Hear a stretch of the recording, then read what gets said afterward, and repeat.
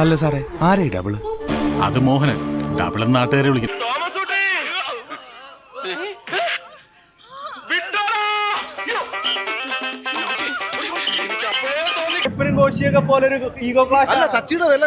പൊന്നെ ഒരു രക്ഷയില്ലായിരുന്നു. First half വരെ ഓക്കെ, പക്ഷെ പാപ സച്ചിനെ നശിപ്പിച്ചു കളഞ്ഞു. എല്ലാവരും ബഹുമാനിച്ചിരുന്ന ഒരാളുണ്ടായിരുന്നു. എടാ, മരിച്ചവരുടെ സ്വപ്നങ്ങൾ സാധിച്ചു കൊടുക്കുക എന്നുള്ളതാ കടമ. പുഷ്പയോ അല്ലെങ്കിൽ നമ്മുടെ ഈ അയ്യപ്പനും കോശിയോ ഒന്നും പ്രതീക്ഷിച്ച് വരരുത്. പുഷ്പ കണ്ടിട്ട് വരുന്നവർക്ക് മലയാളത്തിൽ ഒരു മിനി പുഷ്പ എന്ന് വേണമെങ്കിൽ പറയാം. അത് ഇന്റർനാഷണൽ, നമ്മൾ വെറും ലോക്കൽ. പുഷ്പയായിട്ടൊന്നും കമ്പയർ ചെയ്ത് വിലകളയില്ല പ്ലീസ്. ഒരു ഡ്രാമ ആയി പോയതാണോ? ഒന്നുമല്ല, തീട്ടക്കഥ. അതാണ് സംഭവം. സെക്കൻഡ് ഹാഫ് തീട്ടം കൊണ്ടുള്ള ആറാട്ടായിരുന്നു. ഫസ്റ്റ് ഹാഫ് സെക്കൻഡ് ഹാഫ് ആകുമ്പോൾ തീർന്നു, പടം തീർന്നു. ഓരോരുത്തർ പറയുന്നത് കേട്ടാ തൊലി ഉരിഞ്ഞു പോകും. ഏത് ഗുളിയം കയറിയ സമയത്താണോ ഞാൻ ഈ സിനിമ എടുത്ത് തലവെച്ചത്?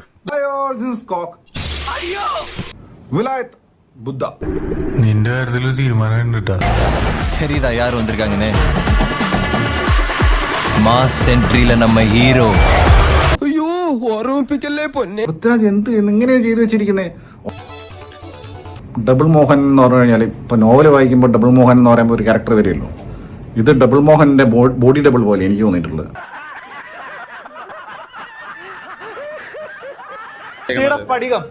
പൃഥ്വിരാജിന്റെ സ്ഫടികം. അച്ഛൻ പറഞ്ഞു ഇതിലും ഭേദം കട്ടപ്പാറയായി കക്കാൻ ഇറങ്ങുന്നതാണെന്ന്. എന്ന് പറഞ്ഞാൽ മോശം മോശം മോശം മോശം മോശം. ഉളുപ്പുണ്ടടാ ചക്കണക്ക്.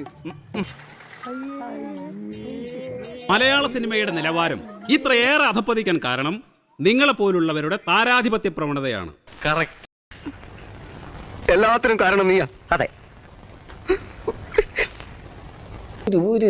ഒരു ക്യാരക്ടർ ഉണ്ട് ഈ സിനിമയിൽ, ഒരു നടി. പതിവ് പോലെ എന്റെ പെർഫോമൻസ് ഗംഭീരമായിട്ടുണ്ട്.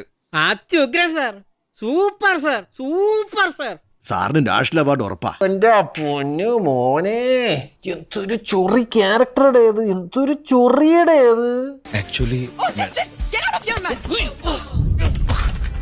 അമ്മോ, എനിക്ക് തിയേറ്ററിൽ ഇരുന്നിട്ട് കലിയാണ് വന്നത് കണ്ടിട്ട്. എന്തൊരു ചൊറിച്ച ക്യാരക്ടറുടെ അത്, ചൊറി. ഒന്ന് കരഞ്ഞൂടെ നിനക്ക്, ആരും കാണാതെ?